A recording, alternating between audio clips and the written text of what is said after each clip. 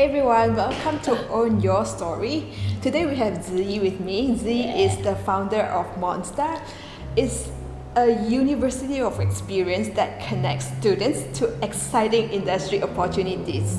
So first of all, Zhi, can you tell us about your story? I'm a person who are very passionate in students, young people, and events. So I always believe the potential of young people can really impact our community, impact our world. So everything we should start young. so I believe young is the element that everyone should have, even though your age grow.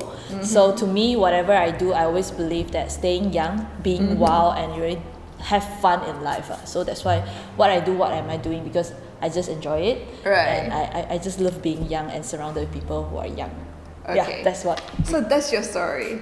I remember that when I first met you, it was during an event, and that time you were just starting Monsta, and then you talk about your story, leaving your first venture, first startup, and then getting lost, and then getting yourself back, picking yourself up to start Monsta. Can you tell us about that lostness? Like how was it like, and then how does that impact you? Okay, I was in previous company for almost 4 years, so that time was the best time in my life because I learned a lot. I get to know many people and all these top level people, and get to interview, talks. You are all top, until that point that when you stop that and everything have to start from scratch. And I come to a point that I'm very lost. Right. So what did you do there? Because personally, I went through a rock bottom as well, where there's nothing in my life. So how do you get back out? I actually surviving skill because I think surviving skill is the one that get me up, because I have no money. I have no money. I need to survive, and I have to work. And I know that if I have a dream, if I pursue a full-time job, I wouldn't be able to pursue my dream. So I decided to work as a sales agent. To just earn some income first. I see. So you have a dream at that time, you know what you want. Correct. But then you just compromise in the time being. Correct. And I love young people. I want things that relate to young people, but because doing that, if I were to venture into students project or even educational thing, when you first started, you have nothing to offer and you can't really make money yet. So I have to work part-time as a sales agent, and that was like my really worst moment, because I just need money and sustain myself. I see. So from that to Monsta, how does that transformation, what give you the idea of Monsta? Because many people know me as a person that I'm very young and I'm connected with a lot of young people. So when after I left my company, a lot of previous contact actually contacted us and contacted me and said, hey, you know any students can work for me as an intern or not? Alright. Intern, I'm like, okay, can I just recommend you? So I recommend my friend, if you want to intern, you can just go to this company. But end up, I don't make money from recommending, and I still struggling to survive. That's my problem that time, and I was very lost. And then you mentioned that you had a dream back then. Is that dream still the same, and what is that? Back then, what I was thinking is I want to build a very a community of a lot of young people and have fun to learn together. But slowly along the journey, I slowly realized that education is very important. So that is when I'm thinking, how can we relate education and young people together, and in a way not so academic method. So this is when I have an idea of doing Monsta, and because of a lot of people coming to us and say, hey, I want intern. So at first I thought internship industry experience is where we can start first. So I start doing venture into Monsta to help people to look for intern. That is where we first started 2 years ago. Alright. So from 2 years back until today, from what I heard from you previously, Monsta has evolved a lot. Correct. So does the evolution come from any failure or any setback, and how does that change come about? How do you figure out the business model, and then how do you figure out what to do? Everything is along the way. So I never changed my goal. I still want to involve young people and education together. But I started with internship because I thought internship is where students get to access with the industry experience and learn from there. But because of that, very limited, only like certain people can access, and only 3 short months. And I kind of need to, a lot of mismatching, because we kind of place students to this company, and a lot of mismatching of expectation. So from there we evolve and think that we should include more real world experience even before having internship. So we start designing programs with company, and this is when we also get in company to fund the whole thing and to sustain the company first. So this is where we first started with company. Designing programs and getting students involved. So in these 2 years of building Monsta, like I've observed that you've come a long way. You've done a lot. What is the most difficult moment in this journey? Wow. Was there like a time when you almost give up, or you ask yourself, why am I doing this? Yes, of course. Along the way, like within last 2 years, many people come and leave. Coming joining your team, and they left the team, and I kind of like I went into very, not depressed, but really lost mode, and I noticed that why people actually leaving me is not because they don't like me, but it's just they don't get the clarity. So along the way, what I've been doing is I've been searching for the clarity, finding what's my vision on doing this thing. So along the way, the moment that I kind of want to give up is when people start coming to you and say, hey, sorry Zhi, I have something to go, then they left. Like, why everyone is leaving me? Am I not important anymore? Like, I just question myself why people are leaving me, and that was so hard for me to get over it. Alright. Do you have a favorite lessons or failure from this journey? Favorite lesson? Okay, let me think. There's a lot of a favorite lesson. I think my favorite lesson is I think I went to Tony Robbins UPW. Alright. Remember? Yeah, you did a very brave crowdfunding, right? Correct. 2016 September. That time I was in really lost mode. Then I decided, say, hey, I need to do some breakthrough already. I never talked to camera, like doing selfie in front. I'm so afraid of doing it.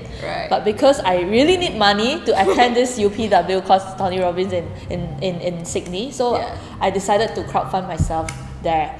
So I managed to actually fund myself 5,000 ringgit in 2 weeks time through just social media. Then I kind of make my dream come true. Then I went there, and that 5 days have really changed my entire thought process and the way I see things in my life. So when I come back, I kind of pivot a lot of things in my life, not just in business, but in terms of mentally, physically, everything. I start doing exercise, I start doing meditations, I start not eating meat. So I've been pescatarian for 2 years already. Wow. Yeah. That's really awesome. Yeah, so this is the best part. Yeah, since Monsta work a lot with young graduates, so do you have any advice for smart and driven young graduates? And do you think is there any advice, the common advice that these graduates should ignore? I think I wouldn't say advice. I would say these are things that I tell myself every day. Is to be patient. Don't rush your way out. So everyone, especially young people, they want to be successful very quickly. They just want to be, I want to be successful. I want to earn a lot of money. I want to prove to someone who thinks that I'm not. So I think that mindset is really bad. We should, to me, I keep reminding myself, be patient. Small little step every day, 1% of progress one day. 365 days is 365%. And then it's compounding. It's not just 1% one day, it's compounding. Correct. So I think be patient. That is the best advice for myself and even for everyone that I meet. Alright. Is there any advice, common advice, or you think they should ignore or not true? People saying that you can't. Alright. Yeah, when there's a voice telling you that you cannot do this, you cannot do this, ignore those, because nothing is impossible. You can. So ignore all this voice and really believe in yourself that everything is possible, as long as you really put your thought belief there and you take action. Then everything will happen.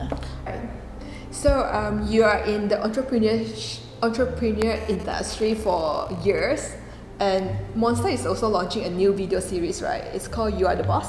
I am the boss. Oh, after like working with a lot of student entrepreneurs, do you think there's any like bad recommendations in the student startup scene? I think in student entrepreneur, right, everything of course start with an idea, but put it into execution and really make money. Don't just always stay in the idea stage for too long. I think many people that stay in the idea stage and not taking action is too long already. So you take action, you feel it's okay, you feel and you learn, you feel and you learn. So you have progress. It's not like I think about the idea, next day I change another idea and keep changing idea. Yeah, not that way, but put into action. Yeah. Alright, so for you yourself, you have been very determined, I would say. It's like all this while you know what you want. Correct. But for some students, they are not exposed or they are not trained to really think about what I want to do in life and what's the impact that I want to create. How do you find like passion and purpose? Do you think it's important to have that, or just go with life? I think I do not know what I want at first too. Experience leads to what you want, so experience as many as you can. It's okay not to build a business at first. Work for people, experience any different projects or events or even jobs. Try everything that you can, meet more people, because from there along the way you will discover what you are passionate in, and you will slowly persuade that if you have that courage. So put in courage and willing to try, experience. That's what I always say. Alright, very cool. So like in the moment when you feel lost, or do you have any practice to come back up again? How do you keep yourself composed and get back up? Mindfulness. Alright, can you explain more about mindfulness in your own way? Like what do you do? When I went to Tony Robbins program, then I practiced this so not meditation, but it's called exercise called priming. So every morning 15 minutes I put myself into this state where I think of 3 things that I'm grateful for, and what are the 3 things that I want to achieve in my life, and what can I how can I heal the part that is hurt. So these are things we call it mindfulness, a practice exercise every morning 15 minutes before you start a day. So this helps a lot, and I've been practicing this for 2 years already, and it's really changed my life. And just now you mentioned something that I find very important, is that when you have your clarity, people know how to help you. Correct. That is very, very important. Correct. The message that we're sending out. Correct. You can't blame anyone. It's about you, because you are the founder of the business. Nobody can tell you, even your mother or your father. Right. Okay, so in the past 3 years, besides Monsta, what is the best investment that you have made? It doesn't have to be monetary. It can be like in terms of time, in terms of energy. What's the best investment you've made? Myself. Invested in myself a lot. Like that's why I put myself to attend many courses, and I meet a lot of people. I start doing exercise, eating healthy. These are things that I kind of like really aware about it. Then aware on our physical, mental. I put a lot of investment at that. Alright. So say in the past 3 years, what's the most important skills that you learn? People skill. Okay. Talk to people. Yeah. How? Yeah, I'm curious. Like how do you? Because Monsta is a startup, is a young startup. Correct. 2 years ago, and you are very young. Correct. How do you talk to like the big shot CEOs and get them to be involved in your projects? I'm not young anymore. I don't feel that. But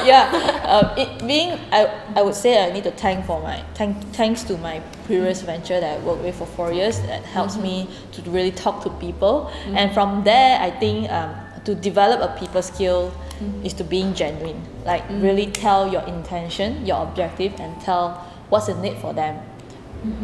Telling the expectation beforehand, I think is very important in people skill, because people will only help you when they trust you. So Right. how can you transfer trust to them? So being genuine is one of it, and telling your expectation beforehand. Alright. So this is one important lesson I learned. I think. Yeah. In terms of people skill and talking to people, is there any pitfall that we should avoid? Have you made any mistake that you can remind people not to repeat that? I think I got rejected many times. Yeah. Also, I think walk the talk the walk. When you tell people, never overpromise, but make sure you do what you say. Don't just you say this and you do another thing. Then eventually you will break the trust. It will help you once, and it will never come back anymore. So comes back to people that you meet, or even your client. How can your client come back again and again? That is a skill, you know. You can close a sales, but getting these sales to come back again and again is another thing. So Repeatable. make sure you deliver what you promise. So what's your vision for Monsta? And what is the impact that you want to create through this venture?